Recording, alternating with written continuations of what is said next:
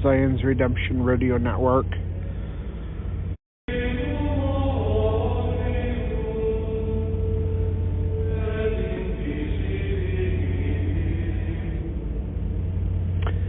Welcome back to Fundamentally Mormon and Zion's Redemption Radio Network. Today we're going to be reading Chapter 10 of The Church and the Gospel, pages 127 to 146. The title of the chapter is United Order. We'll dedicate the program and then we'll get right into the reading. Our Father, who art in heaven, hallowed be thy name. Thy kingdom come, thy will be done on earth as it is in heaven. We ask thee this day, Father, that as we dedicate this time unto thee, that thou wilt forgive us of our sins and our transgressions, that we might have thy Spirit to be with us more fully. We ask thee, Father, to inspire us with thy thoughts, that we might consider the different things about what the topic is that we're discussing today, even that of the United Order. We know that in the scripture it talks about when a people who will live all that you have commanded actually live it, that they will establish Zion below, and that Zion above will come down out of heaven with the church of the firstborn. Father, we desire to qualify to be part of those people, that we might have thy blessings, the blessings of Zion and the blessings of the church of the firstborn upon the earth, that we might be worthy to be part of Adam and Diamond, that we might be worthy to come into thy presence and to return with Jesus in the clouds, or to be caught up when he returns to the earth. We desire knowledge to help others of our brothers and sisters to understand these things, that they might be worthy as well and strive towards becoming a Zion people and part of an elect community. We love thee, Father, and we look forward to thy kingdom upon the earth as it is in heaven. We thank thee for thy Son, Jesus Christ, who paid for our sins and transgressions, that we might come back into thy presence. We love thee, Father, but we know that the love that you have for us far exceeds anything that we could ever even possibly imagine. But to be in your presence is the greatest blessing that we have to look forward to. We love thee, and we ask for thy blessings to be upon us as we dedicate this time unto thee and the discussion of United Orders. And we do these things in the name of Messiah. Amen. United Order, Chapter 10 of The Church and the Gospel, pages 127 to 146. Come out of Babylon. One of the most noticeable differences between Mormonism and other religions is its close relationship between the spiritual and the temporal. Mormonism is not just another ethereal, mystic, or philosophical religious system, but rather a practical, down-to-earth religion that can deal with dollars and cents, butters and beans, parcels of real estate, or heavenly kingdoms. Because a religion that cannot help the poor temporally has little power to help them spiritually. Mormonism embraces both practicality and spirituality. In a doctoral dissertation by Dean D. McBrien, it was noticed that in 112 revelations to Joseph Smith, 88 dealt in part or wholly with economic matters. This is not out of harmony with the Gospel of Matthew, Mark, and Luke, for one verse in every 6 deals with the money question. Out of the 29 parables of Christ, 16 of them mention the Christian and his money.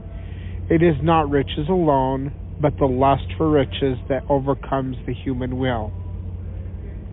The love of money is the root of all evil. 1 Timothy chapter 6, verse 10. So when men idolize riches, they often condescend to evil means to obtain them. Page 128 at 4%. A major mission for the Latter-day Saint is not only to teach, but to live an example of correct spiritual and temporal principles. Nearly every law of God has become foreign to our society, and if men do not rise up to protect themselves from the evil schemes and financial messes of the world, they must suffer the fate of Babylon when she falls. If we live according to the traditions, customs, and regulations of a Gentile society, how can we expect to gain a different reward? President John Taylor describes our corrupt society by saying, quote, "The fact of the matter is, we are all of us on a highway to financial or temporal ruin. The world is going to the devil just as fast as it can go. Corruption, fraud, chicanery, deception, evil, and iniquity of every kind prevail, so that you cannot trust a man in any place. You cannot rely upon his word. You cannot rely upon any instrument of writing that he gets up, and there is nothing you can rely upon. We as a people have come out from Babylon, but we have brought a great amount of these infernal principles with us, and we have been grabbing, grasping, pinching, squeezing, hauling, horning, and hooking on every side, and it seems as though every man was for himself and the devil for us all. That is about the position we are in today. We want a change in these things." Journal of Discourses, Volume 17, page 449. Scriptural examples. How do saints get out of this frantic, wicked, and idiotic system of their seeking for wealth? It is necessary to refer to the Scriptures for the answer of our temporal as well as our spiritual problems. Page 129 at 9%. In the first book of the Bible, there is an excellent example of a people who had temporal and spiritual success. Quote, "Thus Enoch, the seventh from Adam, instituted an order of things among his people in their business and financial relations, which so revolutionized their temporalities that they had no poor among them, and all rejoiced together in equal hope of life and exaltation offered to them in the gospel of Jesus Christ, the only begotten of the Father." End quote. Compendium by Richards and Little, page 264. This was a doctrine of Christ and was also established in the New Testament. Quote, "And the multitude of them that believed were of one heart and of one soul. Neither said any of them that aught of the thing which he possessed was his own, but they had all things common. Neither was there any among them that lacked, for as many as were possessors of lands or houses sold them and brought the price of the thing that were sold and laid them down at the apostles' feet. And distribution was made unto every man according as he had need."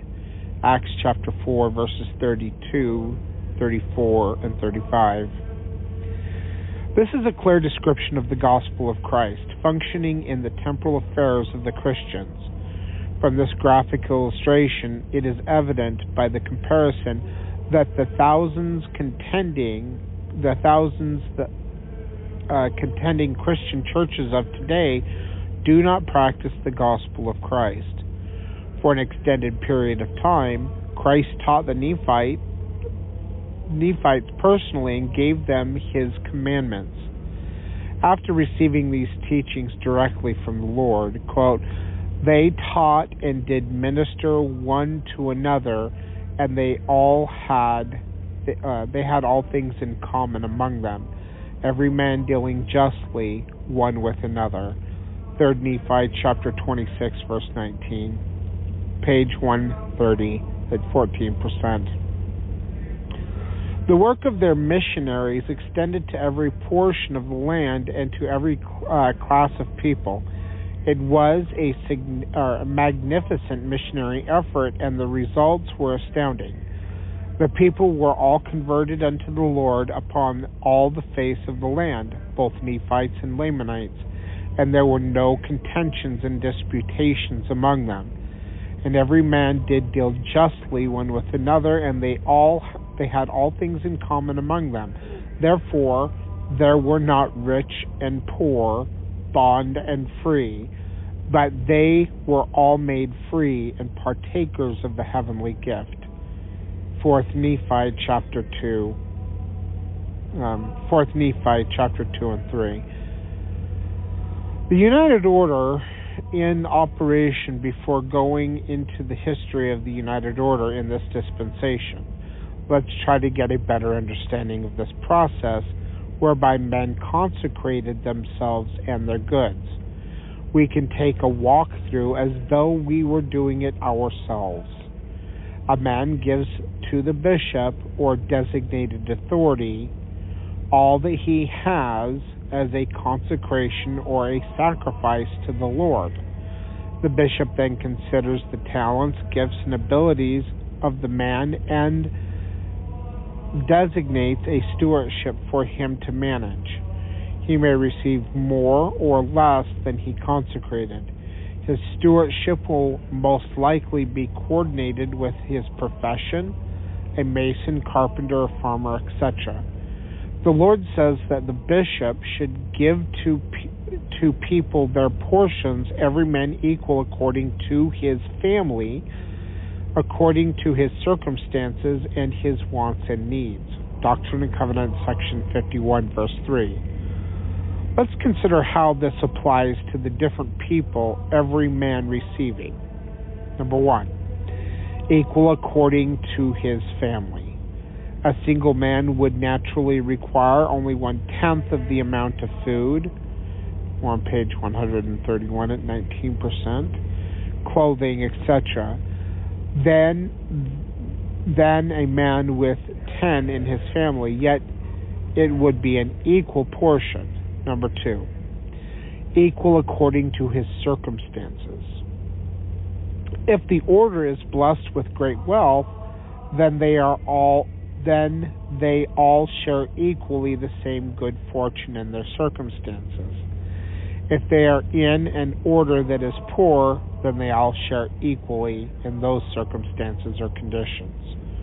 Number 3, equal according to his wants. A man who is a farmer would want a tractor, plow, harrow, truck, and other farm equipment.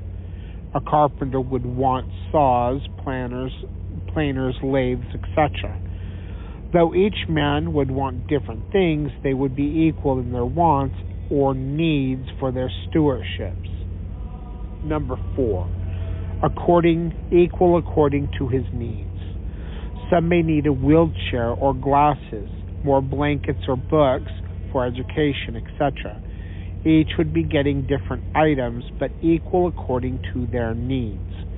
Neither the bishop nor anyone else had complete say as to how everything should be done. The Lord had said that all these things were to be done by common consent. Doctrine and Covenants, section 26, verse 2. This was the Lord's method of preventing priestcraft. Nothing was spent, given, or taken except by the common consent of the United Order, either by the individuals themselves or through their elected officers. And there shall not any part of it be used or taken out of the treasury only by the voice and common consent of the order. Doctrine and Covenants, section 104, verse 71. The moment some people receive community funds without the consent of the people, it either becomes a priestcraft or a dictatorship.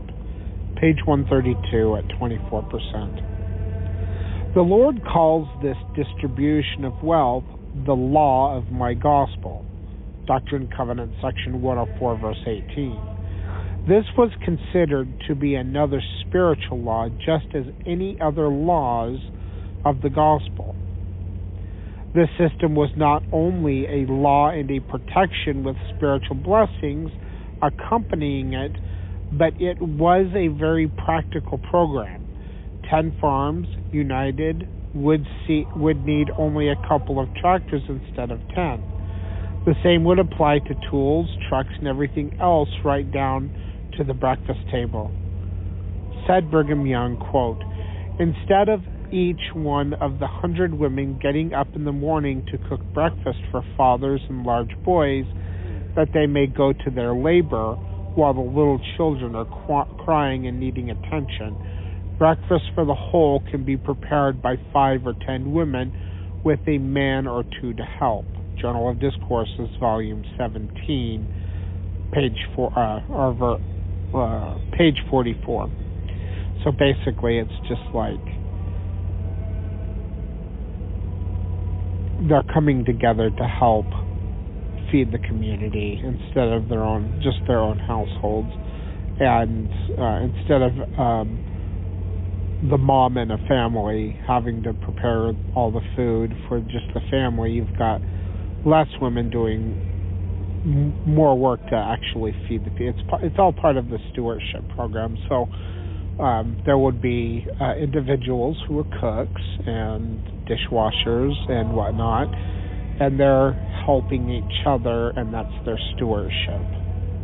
So anyway, United Orders in our dispensation. Bible scholars and preachers have all recognized that extreme wealth and extreme poverty are a social injustice and also a moral sin. By the year 1830, there were many communes or social organizations trying to establish some sort of common property arrangement. Most of these creations had already failed or were about to. Now the Mormons would have a chance. But a cooperative society in which things are shared in common requires many to surrender the control of their purse strings. This is a tender spot for man. Some men will put their eternal destiny into the arms of flesh with a recklessness that would astound dictators. But when their pocketbooks are to be assessed, they speedily retreat. In 1830, the Lord proposed to give this commandment of all things in common to the Mormons. Within a few months, the Lord revealed, quote, and this is actually on page 133 at 29%, but here's the quote, "But it is not given that one man should possess that which is above another, wherefore the whole or the world lieth in sin." Doctrine and Covenants, section 49, verse 20. "For if ye are not equal in earthly things, ye cannot be equal in obtaining heavenly things." Doctrine and Covenants, section 78, verse 6. The Lord gave revelations, and the prophet Joseph conveyed to the saints these instructions on living the United Order. So it began in the early stages of the church in Kirtland, Ohio. However, many of the saints in Kirtland were not able to keep those covenants and stewardships because of their lust for personal wealth. George Albert Smith explained, quote, "I moved into Kirtland with 5 families. The question immediately arose, where shall we settle? Why, right here in Kirtland. The Lord designs to make this a stronghold for a few years. And here we are to settle," which was the counsel of the prophet. The very first thing that occurred after this advice was that 2 out of the 5 came to the conclusion that they had better go to the neighboring towns because they thought they could gain some temporary advantage. To Chagrin, they went, in opposition to the advice of the prophet, and in a few weeks they were all in darkness, and not long after they were numbered with the enemies of Zion, and were soon using all their power for the destruction of the saints. He that gathereth not with us scattereth abroad. Joseph, the prophet, told us to go to work and build up the cities of Zion, not to build up strange cities. Journal of Discourses, Volume 12, page 150. This personal lust for wealth could affect both church members and leaders alike.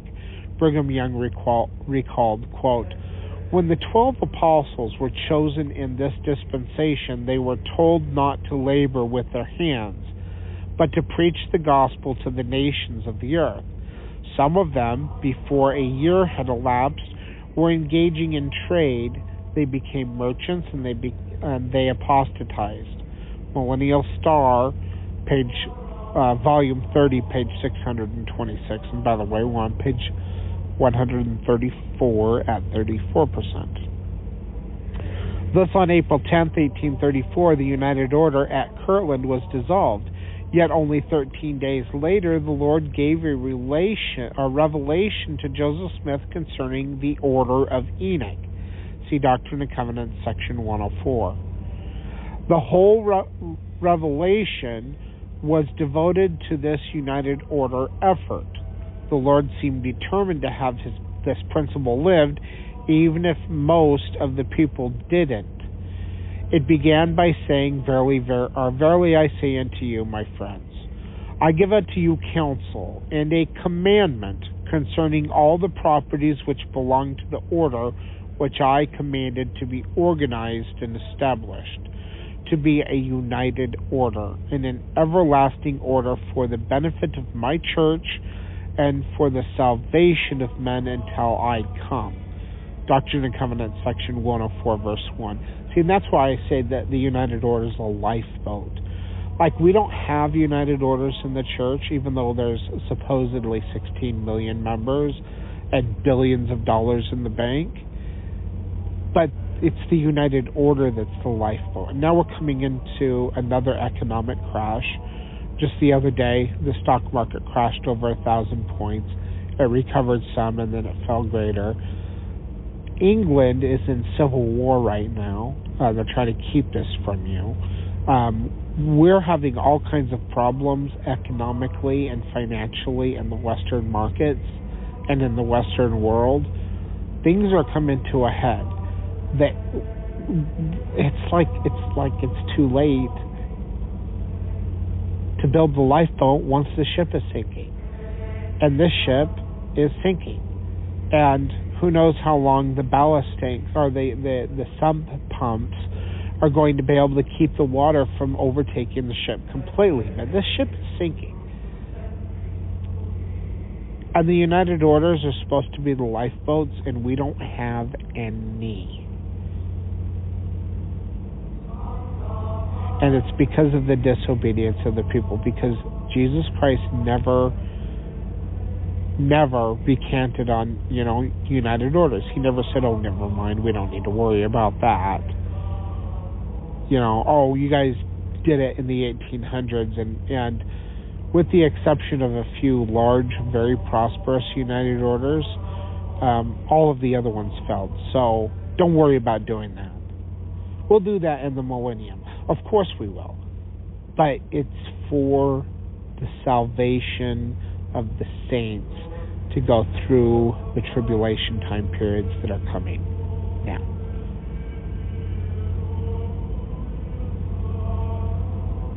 It's a lifeboat, people. Speculation took hold of the people in America, and the saints were not exempt. By 1837, the country and the saints experienced financial chaos. Elder B.H. Roberts summarized the reason for the great apostasy and failure of the saints in Kirtland. Quote, They had entered into the spirit of reckless speculation, which for several years had been rife throughout the United States, and which expressed itself chiefly in the land speculation and in excessive banking, culminating in the disastrous financial panic of 1837. That is B.H. Roberts, who wrote The Correlated History of the Church, Volume 1, page 398.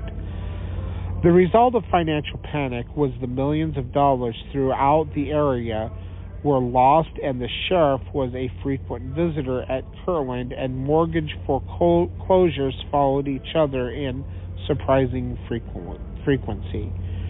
Correlated History of the Church, Volume 1, page 407. So we're on page 135 at 39%. Kirtland became uprooted, and apostasy reached its highest point during these times. If the saints had adhered to the law of consecration as the Lord had commanded in 1831, the catastrophe of 1837 could have been avoided. While the saints in Kirtland were attempting to live a united order, the Lord gave a revelation concerning a land of promise, which would have no curse when the Lord cometh. The place had not been revealed, but if they would gather to Ohio, they would be informed of this Zion. Later it was revealed that the New Jerusalem, or Holy City, the capital of the government of God, would be located in Jackson County, Missouri. The Lord also revealed that this Zion could not be established except by obedience to the law of consecration. Doctrine and Covenants, section 58, verses 35 and 36. Another united order was attempted in Missouri, and the prophet dedicated the site for the Temple of the New Jerusalem at Independence. Doctrine and Covenants, section 84, verses 2 through 4. With land so cheap and with so many Mormons moving into the land, making it more valuable, many of the saints took advantage of the old Gentile philosophy to buy cheap and sell high. They were remote in this land speculation, by the way, which Joseph Smith repeatedly told them not to do, but they didn't listen to him because they were more concerned about getting rich. Even though it is not given for one man to own that which is above another, wherefore the whole world lieth in sin. And this condemnation was even among, like, the leaders of the church that were doing it. So they were motivated by the temporal profit rather than gaining an eternal inheritance. The Lord saw this and warned them that the rebellious shall be cut off out of the land of Zion and shall be sent away and shall not inherit the land. Doctrine and Covenants, section 64, verse 35. Because he decreed that my law shall be kept on this land, Doctrine and Covenants, section 58, verse 19, the prophet Joseph Smith wrote a letter to the saints in Missouri and warned them also that, quote, if Zion will not purify herself so as to be approved in all things in his sight, he will seek another people, for his work will go on until Israel is gathered up, and they who will not hear his voice must expect to feel his wrath. Doctrine and Covenants, section 1, Doctrinal History of the Church, section 1, volume 1, page 316. All of this was given as a warning to the saints at a time when everything was peaceful in Jackson County, Missouri. The saints were greedy after the temporal things, and within 2.5 years of their settling in the land of Zion, the words of these prophecies were fulfilled. Since the saints failed to keep the law of the united order, they suffered the consequences, and the Lord chastised them. Quote, behold, they have not learned to be obedient to the things which I require at their hands, but are full of all manner of evil, and do not impart of their substance, as becometh saints, to the poor and the afflicted among them, and are not united according to the union required by the law of the celestial kingdom. Doctrine and Covenants, section 105, verses 3 and 4. The saints were their own worst enemy because of their own weaknesses and faults. The Lord allowed them to suffer the persecutions and plunderings that resulted in Missouri. Elder George A. Smith reported that the statements in Jackson County were commenced on the principle of the law of consecration. They were, however, at that period professed Latter-day Saints who did not see proper to abide by this law of consecration. They thought it was their privilege to look after number one, and some of them, believing that Zion was to become a very great city, and that being the center stake of it, they purchased tracts of land in the vicinity of with the intention of keeping them until Zion became the beauty and joy of the whole earth, when they thought they could sell their lands and make themselves very rich. It was probably owing to this, in part, that the Lord suffered the enemies of Zion to rise up against her. Journal of Discourses, volume 17, page 59.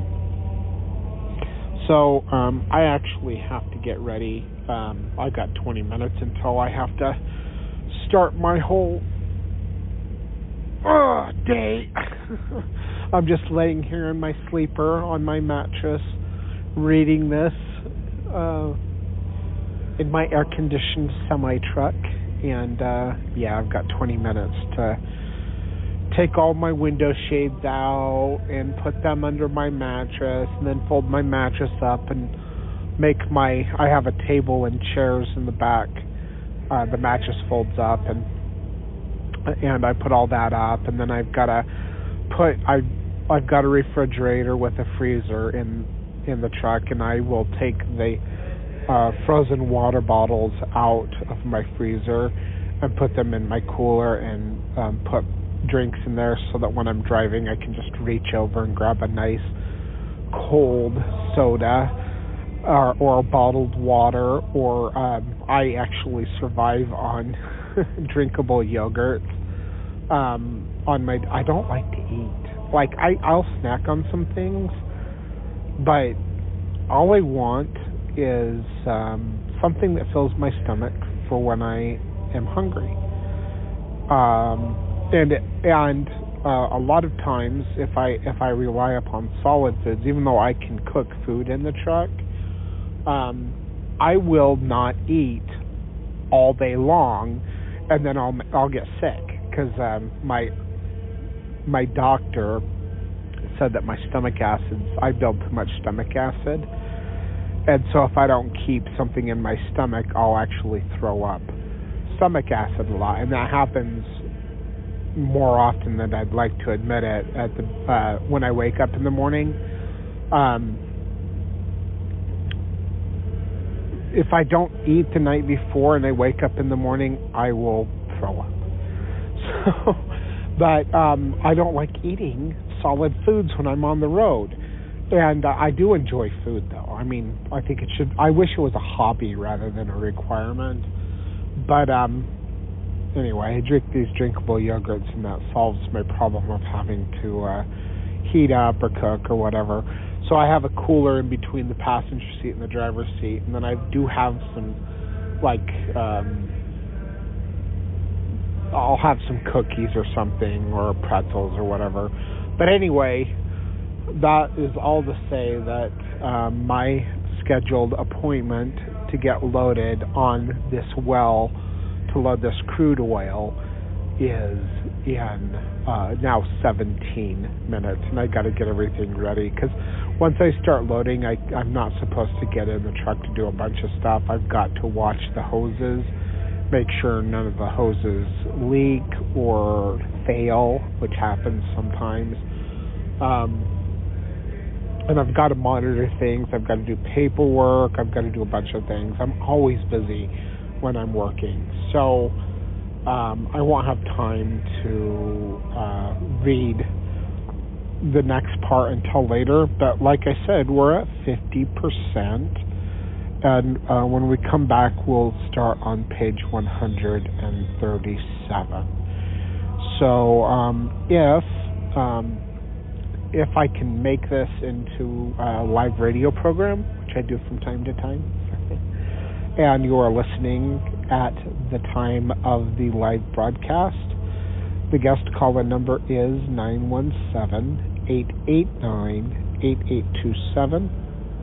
That's 917-889-8827. And if you're listening live, there is a chat room at blogtalkradio.com/fundamentally Mormon.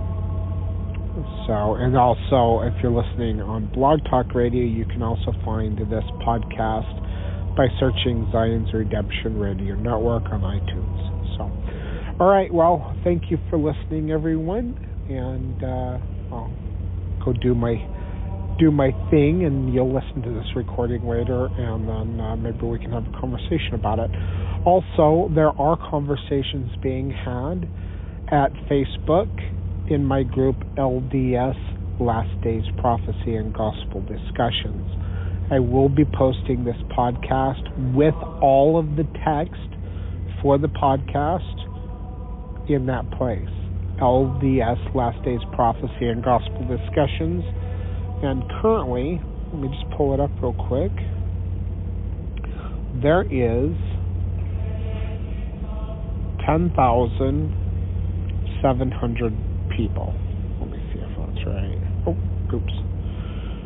Let's see. Yeah, 10,700 members. It's a private group. It's called LDS Last Days Prophecy and Gospel Discussions. I am the lead admin, and my wife helps, and I've got some other friends help doing admin work and moderating.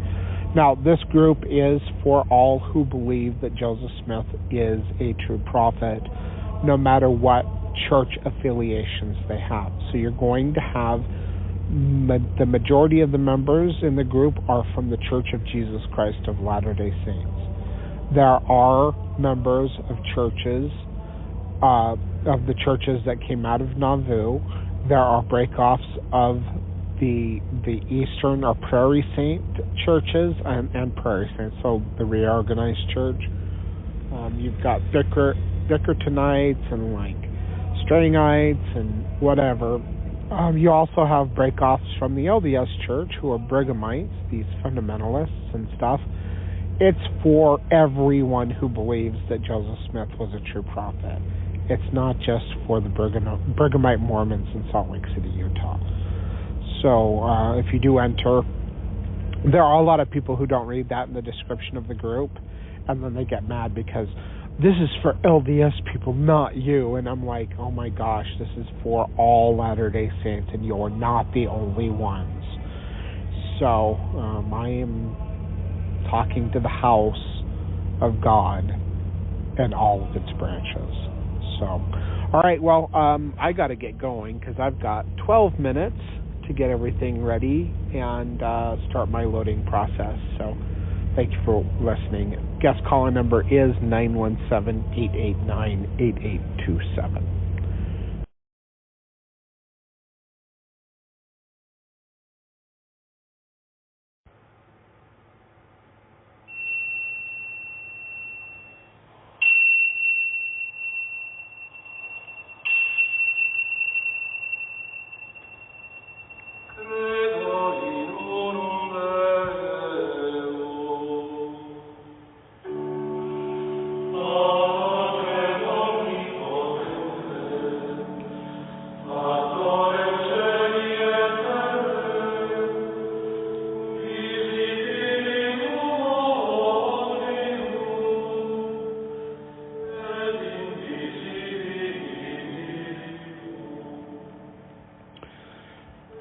Welcome back to Zion's Redemption Radio Network.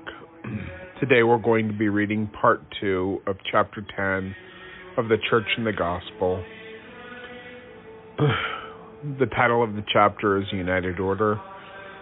We'll be on page 137 at 50%. The Missourians rose up against the Mormons and burned out 203 Mormon homes and burned or destroyed many grain fields and granaries. They ripped out fences, tore down their printing office and other businesses, whipped, beat, and raped the Mormons. Over $318,000 had been paid for the land in Missouri, but all of it was lost to the mobs. The prophet Joseph Smith gave a speech at Far West, which was not only a warning to the saints then, but a prophetic warning to the saints in our day. Quote, "Brethren, we are gathered to this beautiful land to build up Zion. But since I have been here, I have perceived a spirit of selfishness.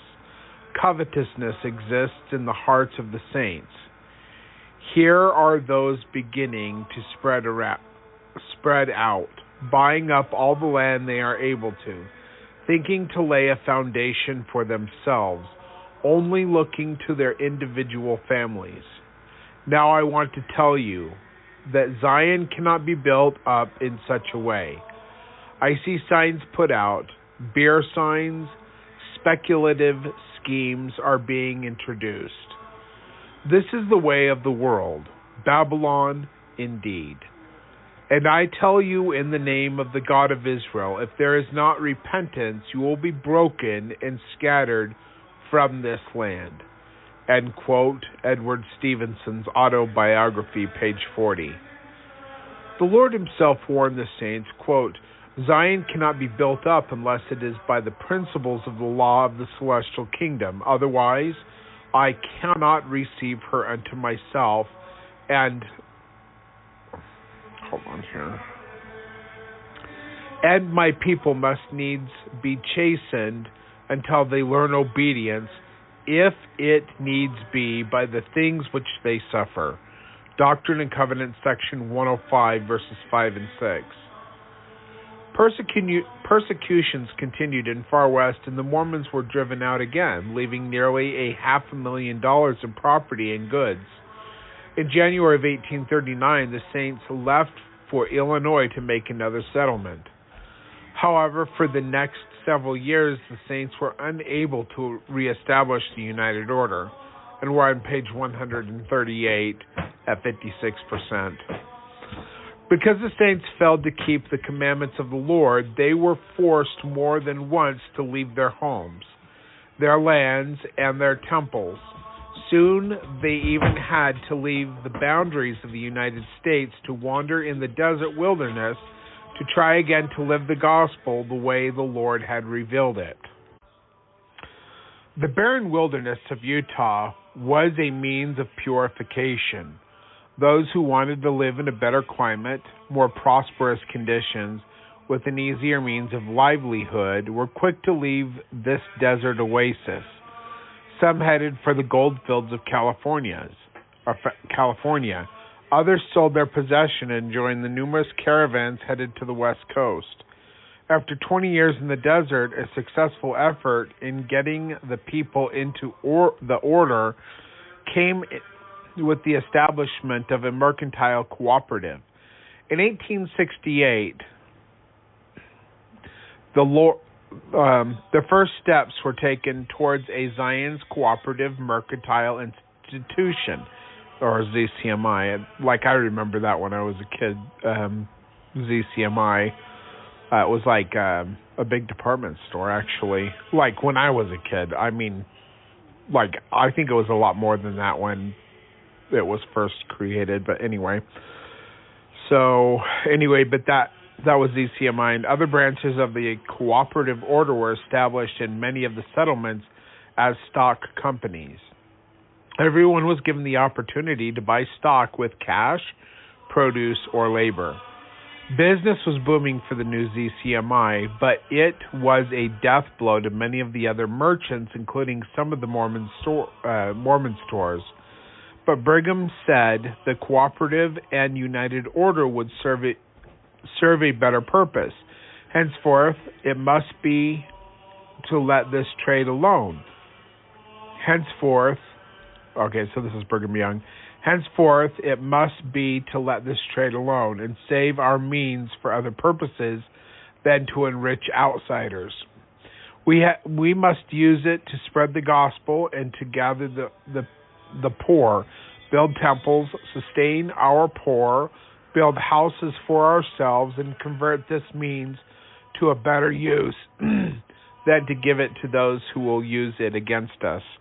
Journal of Discourses, Volume 12, page 301, or on page 139 at 61%. Bitter conflict grew between the Mormons and the non-Mormons during the 1860s and the 1870s. The government now took the position that mobs had formerly taken. Not only did they send a whole army out west to put down the Mormons, that's Johnston's army, but they began to hatch up numerous and unconstitutional laws to persecute, religiously uproot, and economically destroy the Mormon people. These were the forces and conditions that drove the Mormon people into an economic independence and the birth of the United Order again amongst its people. Another event that helped the germination of the order was the great national pandemic and depression of 1873. In 1872, Brigham Young delivered a sermon in which he may have been referring to this imminent depression. Quote, "If Babylon should happen to tip over so that we could not reach out and gather the necessities of life, we should be in a bad condition. I want to put you in mind of these things. It is my duty to say to the Latter-day Saints that they should take measure to sustain themselves." Okay, I had to pause it for a minute to tell my son to be quiet because everybody's starting to get up. It's actually 9:10 a.m. on Saturday morning, August 10th, 2024, and I'm sitting in the living room because my back hurts, and I'm sitting in my chair because that's the only place where my back starts to feel better is when I sit in my lazy boy chair. I know, it's a little tangent. Hold on. Okay, my 5-year-old son wants to say hi, so. Hi. I usually do this, recording stuff in a more private area, but whatever. Anyway, and I know I'm going off on tangents again. I do that. I actually fell out of my truck this week. And you know what? I will talk more about that when I'm done with the reading, because I'm not going to do this tangent thing like that. So, but I fell like off the top step. I was cleaning my truck out, and after 5 days of work, and it was like, I think it was like 5:30 or 6 in the morning, and I was standing on the top step. I'd worked all day long, 14-hour day, and for some reason I thought I was on the bottom step. I don't even know. So I was stepping back like I was stepping on the ground, but there was no ground there. And I went flying back, probably about, I guess I landed about, my head landed about 6 or 7 feet from where I started falling. I hit my back and I hit my head pretty hard, and my lanyard that was holding my phone and my H2S hydrogen sulfide monitor, which I have to wear in the oil field, along with my hat and my Bluetooth headset that I was listening to a podcast on, flew about another 5 to 7 feet away from where my head hit, and I just laid there, and I put my hands back to catch myself. Now, if you know, I had surgery on both elbows and both hands recently, and they're still healing. So I have the stitches out now. I took the stitches out of my left arm like a week ago or something like that. But I put my hands back to catch myself, and oh my gosh, the pain in the palm of my hands and in my elbows. Ow. Anyway, it took me about 10 minutes to get up, but I'll talk more about that at the end of the the reading if you want to know about that. All right, getting back into the reading. Hopefully my kids will be quiet and stop talking. My daughters and my son. So my younger daughters and my son, they all slept on the couches in the living room. We got 3 couches, or 2 couches, 1 love seat, and my chair. So, all right, Arius, stop talking. Okay. They should take measure to sustain themselves. They should lay a foundation for feeding and clothing themselves. End quote. Journal of Discourses, Volume 15, page 158. Within a year after this sermon, Babylon did tip over. This national depression hit the United States and reached its bottom by 1875 and didn't turn around until 1879. It was during these 6 years that the people all over the country were trying to find ways of financial relief. On January 11, 1874, Brigham Young began to take active measures for establishing the United Order among the Mormons. At a meeting of the home of Erastus Snow in St. George, Robert Gardner gathered a list of about a dozen names of people who were willing to enter the order. Brigham said it was enough for a start. On February 9th, Gardner was set apart as president over the new order, and we're on page 140 at 66%. On February 15th, in a general meeting, Brigham Young told them it was time for all the saints to enter into that law. This was the beginning of a major change in the church, resulting in at least 220 different united orders. See Building the City of God by Arrington, Fox, and May, pages 414 to 419. Brigham Young said he had been instructed by the Lord to establish a united order among the saints. Thus saith the Lord unto my servant Brigham. Oh, this is interesting. Kim. Yeah, it's to Brigham. It's to Brigham. Mm-hmm. Interesting. Like he got revelation through Brigham. A revelation. But he said the heavens were brass to him, so I don't know. No, that was Heber J. Grant. Oh, okay. I was like a little skeptical. He did say that he had never seen an angel or the Lord. They probably can't even hear me on the radio show like you're talking to. My wife's like, I don't know if you guys can hear it. You probably can, because this isn't I'm not recording it on my headphones. I'm recording it on my iPhone, and that doesn't have the dynamic voice, noise canceling. Yeah. Anyway, thus saith the Lord unto my servant Brigham, call ye upon the inhabitants of Zion to organize themselves in the order of Enoch, and in the new and everlasting covenant, according to the order of heaven, for the furtherance of my kingdom upon the earth, for the perfecting of the saints, for the salvation of the living and the dead. You can accommodate yourselves by calling this a new revelation if you choose.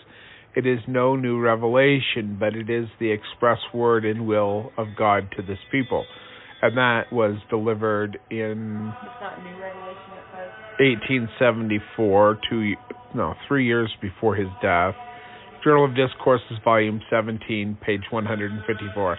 So it's not new revelation because Jesus had already given plenty of revelation in the Doctrine and Covenants about, doing this, and the people were not doing this. So, I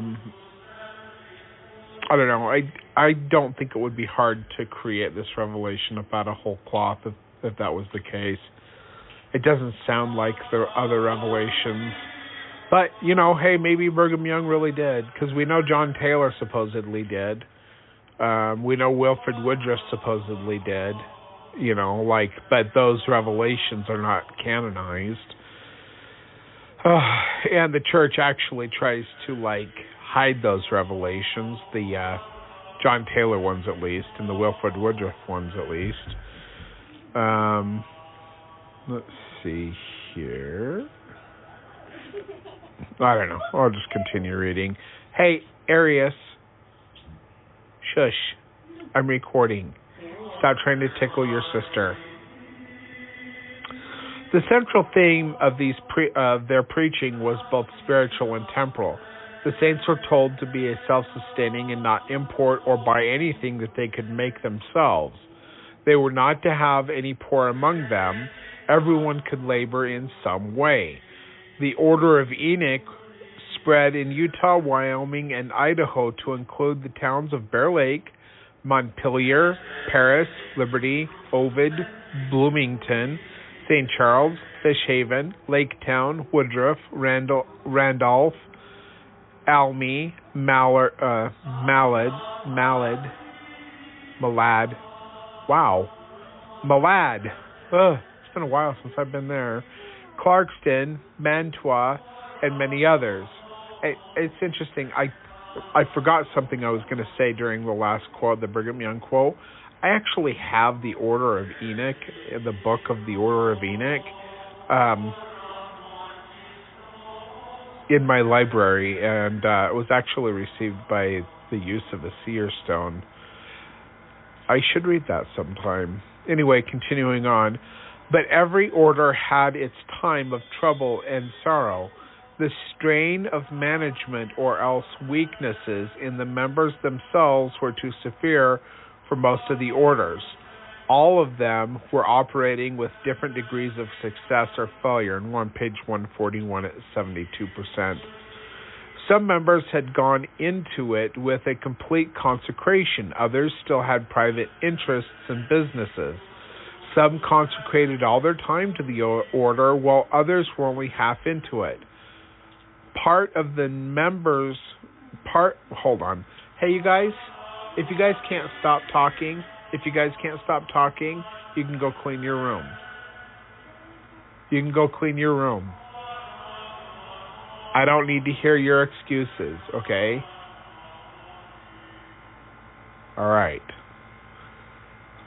The 9-year-old and the 5-year-old are conversating. I don't know if you guys can hear it or not, but I can.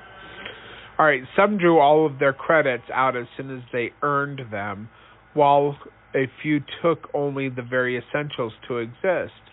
Of the 220-plus United Orders that were started, only a small number were successful for more than a few years.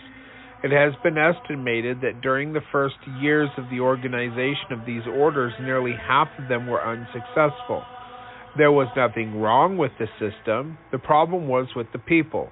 Some were happy and successful in it, but others were disgruntled and dissatisfied.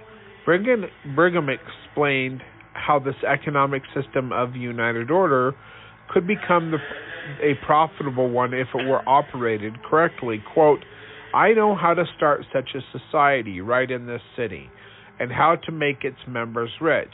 Would you like to know this, or to know how to do this? I can tell you in a very few words. Never want a thing you cannot get. Live within your means. Manufacture that which you wear, and raise that which you eat. Raise every calf and lamb. Raise the chickens and have your eggs. Make you butter and cheese, and always have a little to spare. The first year we raise a crop, and we have more than we want. We buy nothing. We sell a little. The next year we raise a little more, or we raise more. We buy nothing and sell more. In this way, we could pile up the gold and silver, and in 20 years, 100 families working like this could buy out their neighbors. Journal of Discourses, Volume 16, page 11. So that, okay, as somebody who has a farm and a full-time job, and with a wife who has a full-time job, we have goats and chickens. We could do milk and cheese, but it takes so much time. Well, we do have lazy kids who don't want to do it. Like, the kids have more time. The kids have time, but they've got other things. Kim's saying the kids have time to do stuff, but we spoil them. At least we have our 18-year-old who throws hay and waters. Well, actually, Liddy, when she gets up, she goes out and does the chickens without even being asked. She like goes out there, she checks on them. She's the one who was like, okay, these guys are big enough to mingle, so she does it on her own. She tries to do the fencing too. She did fences yesterday. Oh, that's good. Because her favorite, Ashton, got out into the big field, and so she was Did concerned. she get Ashton back out of the big field? Yeah, she was concerned. So but she should let him wander because he doesn't go anywhere. Hurt, so. No. She was like, I don't know if you guys can hear my wife, but she's saying that the 15-year-old... got it. It took them 4 years. The older two get it, and it just took them 4 years. She was saying the 15-year-old went out and fixed a fence. Yes, because so we have a pasture. It's about 5 acres, and then we have different places where we keep different goats. We have a more secure area for the goats who like to escape, and goats love to escape. And then the ones who are good, they get to be in a different area. So anyway, but I guess somehow something happened, and one of the lazier goats got out into the big field, which is fine because he's not going to escape. We actually put electric fence all the way around the big field so we could let them go into that field, but they still escaped. But that one will never escape, ever. Anyway, but so we've got like a 5-acre pasture. Yeah, Ashton, he's so lazy. He'll go, if we throw hay, he'll go and make himself a place to lay down, and he'll just lay in it and eat. Anyway, but he got out, and he was in the big pasture, which is fine, because then he can eat some of the green growth out there in the pasture. Anyway, continuing on. Continuing, he gave an insight into the importance of this system and what would happen if it were not perpetuated. And we're on page 142 at 77%. Zion is the pure in heart. Zion cannot build up except on the principles of the union required by the celestial law. It is high time for us to enter into these things. Excuse me. It is more pleasant and agreeable for the Latter-day Saints to enter into this work and build up Zion than to build up ourselves and have a great competition which is destroying us. Now let things go on in our midst in our Gentile fashion, and you'll see the aristocracy growing amongst us.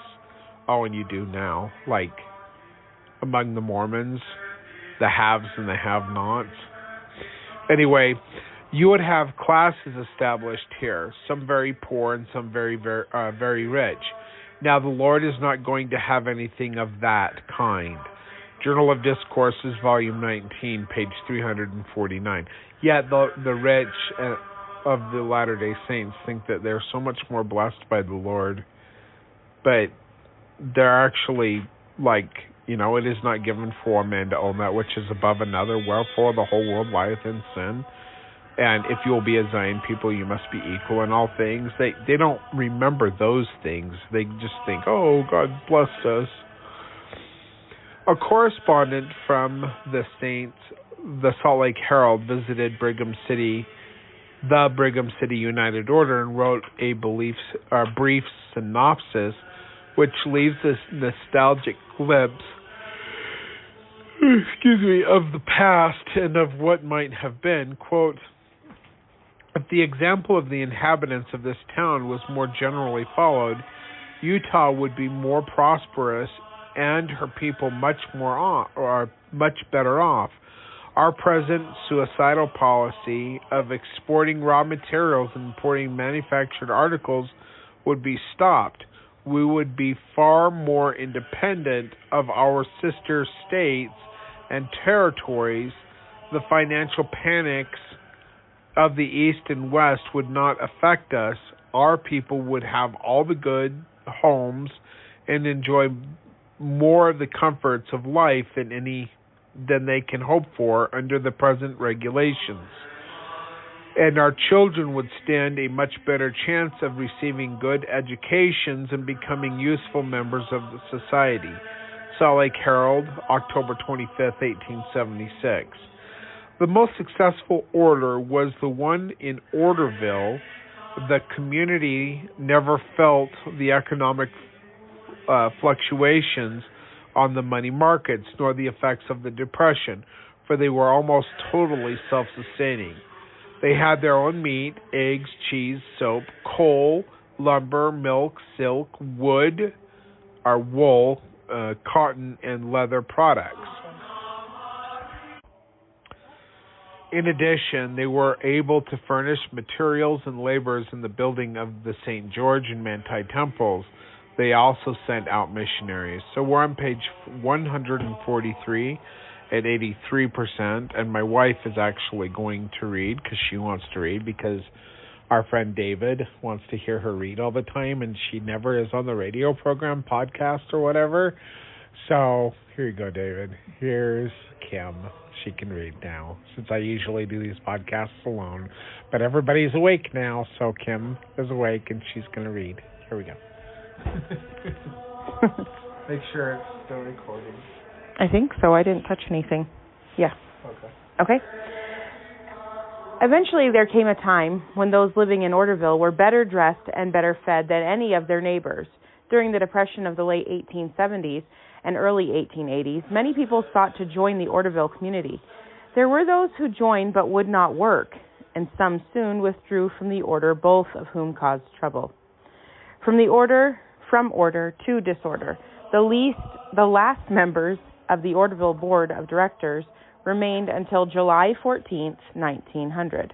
The order was still financially independent when it was disorganized, and negotiations were even underway at this time for the purchase of several cotton mills. However, it was not the weakness of the members' difficulty of internal practices or stringent rules that caused the order its greatest trouble.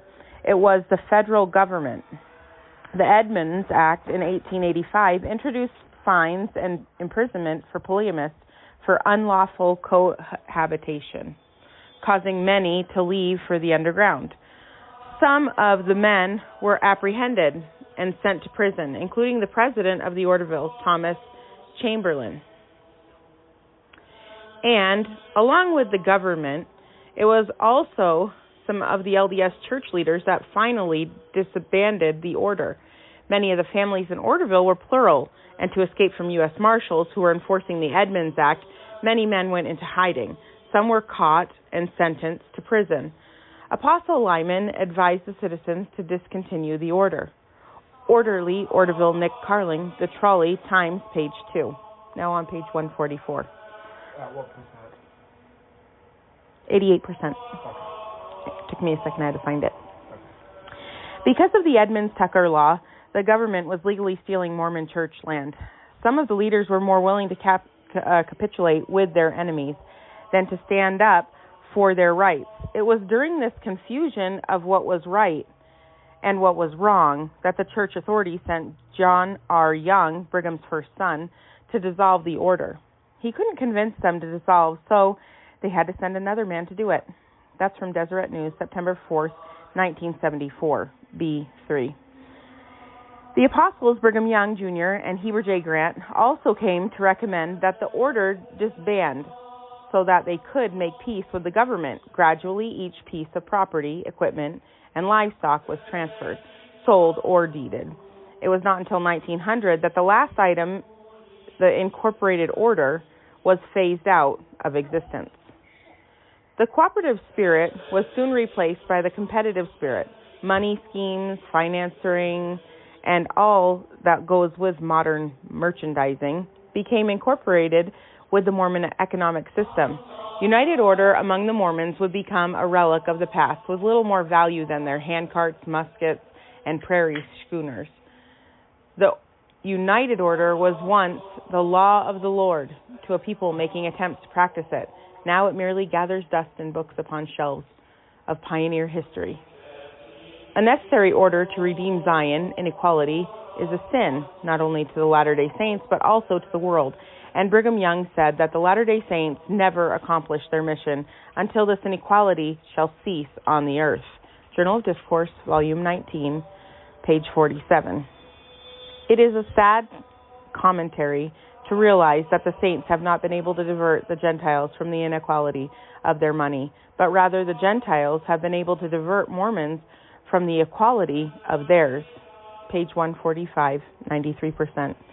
And one of the last revelations to the church concerning this order of Enoch, the Lord said, Behold, I say unto you, were it not for the transgressions of my people, speaking concerning the church and not individuals, they might have been redeemed even now. But behold, they have not learned to be obedient to the things which I required at their hands, but are full of all manner of evil, and do not impart of their substance, as becometh saints, to the poor and afflicted among them, and are not united according to the union required by the law of celestial kingdom. And Zion cannot be built up unless it is by the principles of the law of the celestial kingdom. Otherwise I cannot receive her unto myself. D&C 105, verses 2 through 5. That problem among the saints has not been resolved, even to the present day. To summarize, number 1, having all things in common was a doctrine attempted or practiced by all true saints since the beginning of recorded history. Number 2, the United Order was practiced for a while in Kirtland and Independence. However, its failure resulted in the expulsion of the saints. It was not reestablished in Illinois, nor for about 20 years after the saints arrived in Utah. Number 3, a few orders begun under the leadership of Brigham Young and had some success, i.e. Brigham City and Orderville, but they were gradually discontinued because of the pressure from the U.S. government, the LDS Church, or because of disunity among the people themselves. Page 146, and we are at 98%. Number 4, God commanded the saints to be organized by a bond or everlasting covenant that cannot be broken. D&C 78:11. But they were unsuccessful in their efforts. The United Order is an everlasting order. D&C 104, verse 1. Number 5. For the last century, no attempt by the LDS Church has been made to reestablish the United Order. Number 6. Today, the saints are taught and are practicing the principles of Babylon by pinching, grasping, hooking, cheating, and every other deception to get rich. Number 7. Zion cannot be established except through the law of consecration. D&C 58:35 through 36. Page 147, chapter 11, the only true God. Okay. I looked at you because they recently, and more than once, the church, is who I'm talking about, is in a legal bind because of their frauds and trying to manipulate the money and funds that they're given by the people, and they're trying to be deceptive and doing exactly that, like what it's talking about there. They still continue to do that. It's sad because it's like, for me, I'm not an accusatory person, and I don't like confrontation even in the least bit. And I feel like it is sad for the people who stay in the church and follow the leaders that are appointed by these people. But then the leaders, even the bishops and the stake leaders, they're deceptive, and they hide and manipulate even in their daily lives. And they have these temple recommends that say they're going to be honest in their dealings with their fellow men, not with their Gentile men, not with the saints. It doesn't say specifically. It just says, just be honest. I am being honest, is what they say. They say they are. But I have known of every single bishop that I have ever had, aside from 2. There's been 2 who I do honestly who I believe are honestly great men, and they try to do their best. However, I know of them, and everybody has their shortcomings, right? but when you swear an oath and when you are above, put in a position, a leadership position, right, to counsel and help other people, do you feel like it is good and beneficial that you're being led by people who are not honest and distrusting, and it's not that they have more or that they own more than other people, but it's what they're doing with what they have and what they are given, because they're given this trust and they're given, funds, money, fast offerings, tithes. They're given that, yes, but they're given the utmost part of the human soul, which is the trust of a person to another person. You trust them. And then what do they do with that trust? They squander it, and it breaks my heart. They're just disheartening people. I'm sorry, that was such a rant. It's fine. Tell them about Kirk with A and B. I don't know. Oh, so Kirk was he was a temple recommend kind of guy, goes to church, has a really beautiful family. But he was my dispatcher when I drove for Estes, Kim. Yes. And he kidnapped me. They lied to me on a run, and they kidnapped me, Kim. Yes. Do you remember when they kidnapped me? They told me that I would be going from Salt Lake to Dallas on a team run back and forth, and I'd have every other week off in Dallas and every other week off at home. Mm-hmm. And they kidnapped me, and when we got done with our run and we were going to be in Dallas, we were supposed to come back to Salt Lake the next run, shift of runs, whatever. And when we went to the office, they were like, no, you're going to Pennsylvania. You're doing Pennsylvania to Houston or to Dallas. And we're like, no, that's not what we were told. And we ended up having to go to Pennsylvania. So we were only we'd go by the house every other day. And we were supposed to have our weekend off in Dallas for our reset. And then every other week we're supposed to have our weekend off at home. And that's what we were told. And we ran team pulling doubles for Estes. Anyway, but it turned out that we actually were kidnapped, and we were made to work a month away from home doing runs from Dallas to Pennsylvania. And then the next week, we had to take our time off in Pennsylvania in a truck, a team truck, no place to go. Just, it was a pain. And anyway, it took us a month to get home. And later on, I found out that there was a guy who I ran team with for a while at that company. And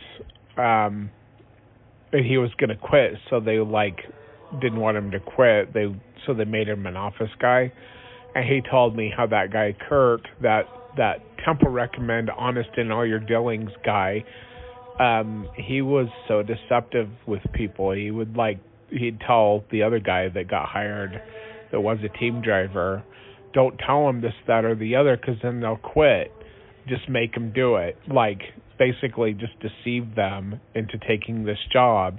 And he was Mr.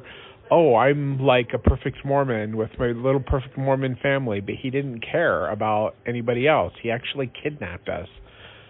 And I could have gotten a U-Haul and went home, but then that would have been expensive, for me to get home to and then I would have had an abandonment on my record for truck abandonment. But then there's other, companies that I drove for. Remember Dale, Liberty Trucking? But I liked his wife. We really liked Dale and his wife, but he was damn dishonest in his dealings. He would make me. You work for now, it's kind of amazed me at they have followed through. This is the one company that I felt they try their best to do it, and even though you do wait a few months for things to get installed after they buy them, but I feel they do try to follow their word. They aren't LDS though. They're not even close. They're a little bit crazy. Actually, one of the top safety guys, a direct descendant of Brigham Young, but he's like not LDS. He's like, screw the church, bah!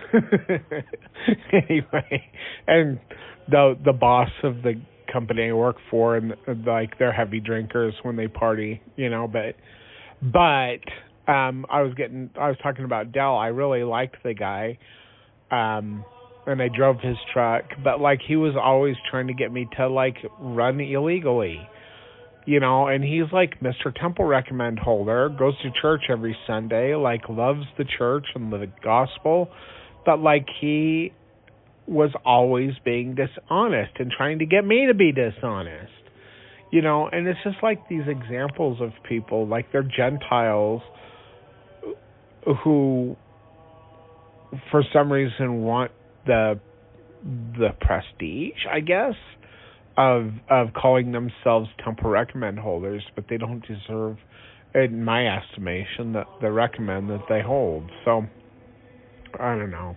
It's just, I've just observed things over the years with the people who are supposedly Latter-day Saints. Luckily, I don't have any Latter-day Saints over me in any position of authority in the company I work for now. So, if they lie, which I don't think they do, I mean, they kind of do a little bit, but I'm not going to hold them to a higher standard because they're just Gentiles doing Gentile things. But then the Latter-day Saints do the same things, and I hold them to the higher standard because they should know better, Anyway, oh my gosh. I will talk a little bit. I said I was going to talk a little bit about my fall. All right. So I had surgeries done on June 19th or 18th or something like that. No, I think it was the 20th of June on my right elbow and wrist, working on Carpal tunnel and carpal tunnel. I think that's what it's called.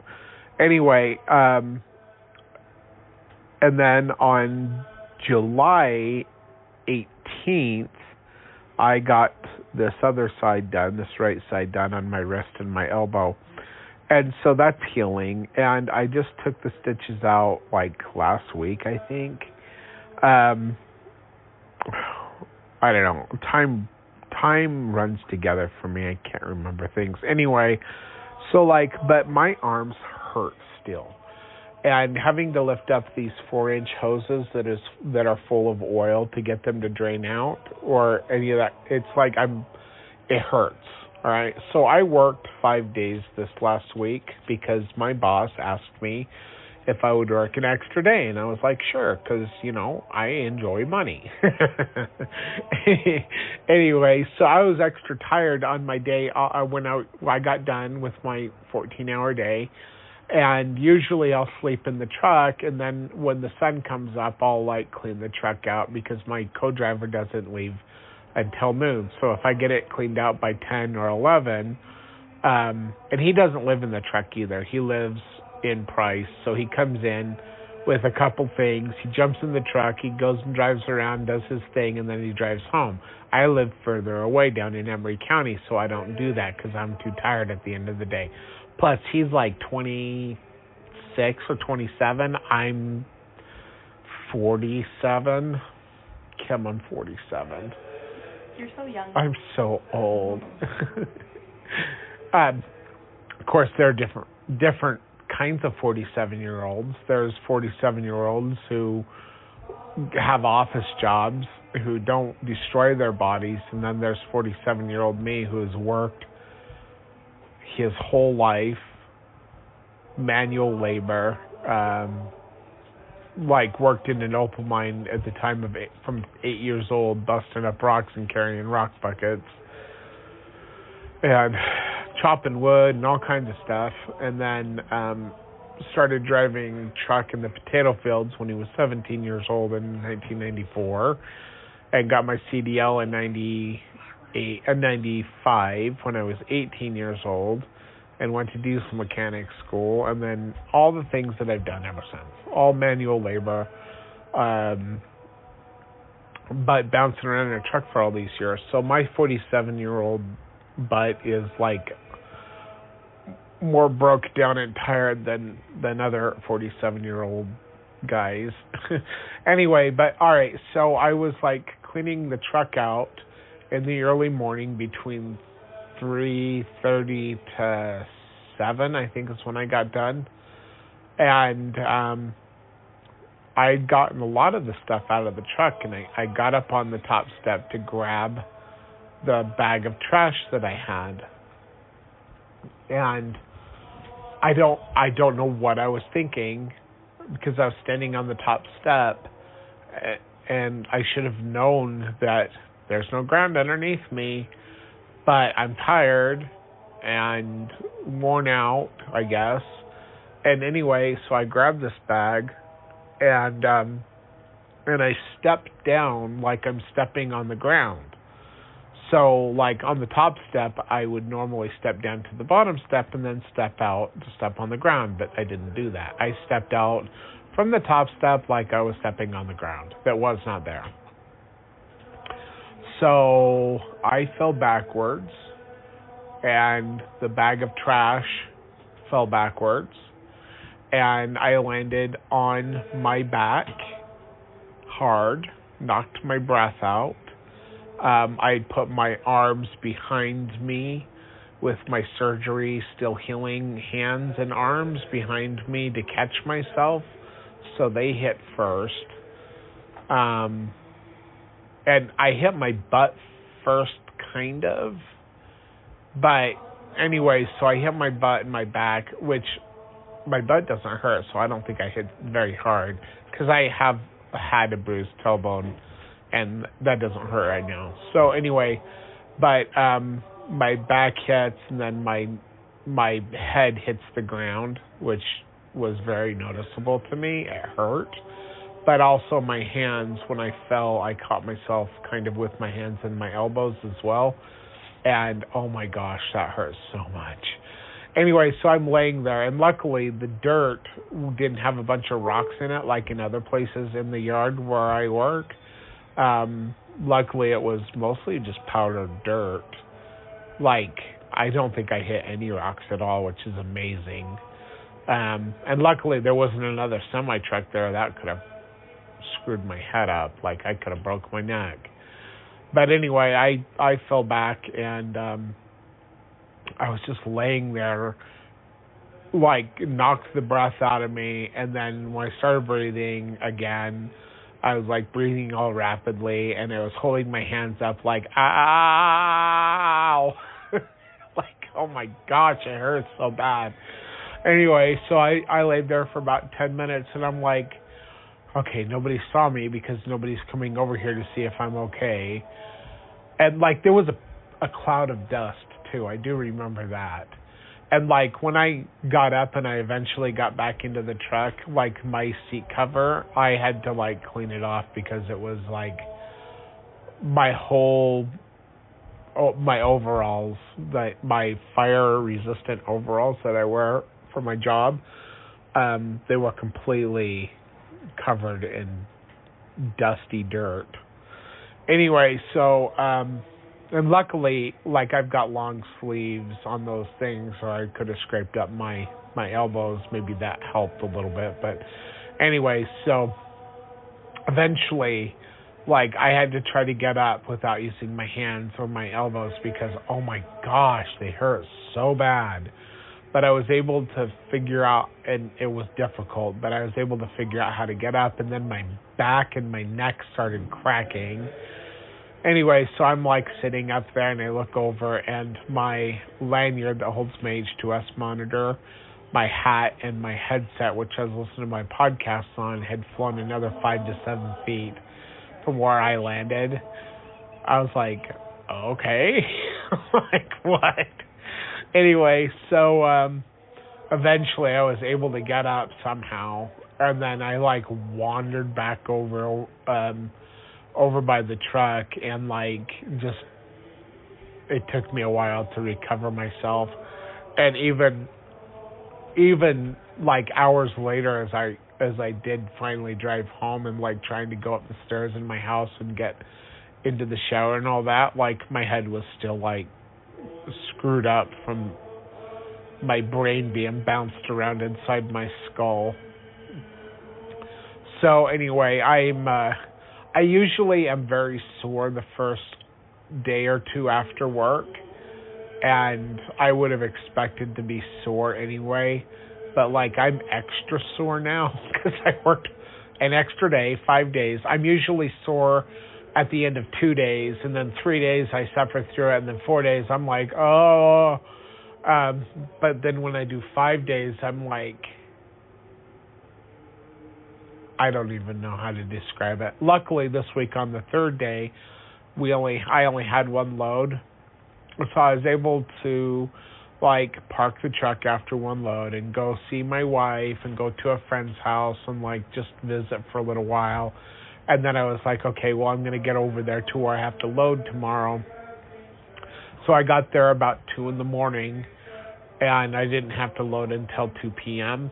I was supposed to be scheduled at that well site at 2 p.m. So I was like, okay, well, I guess I'll just stay here for 12 hours. So I was able to rest more than usual in the middle of the week, which I think helped my fifth day be better than it usually would be. But I was still pretty tired, and because of my exhaustion, I think that's why I actually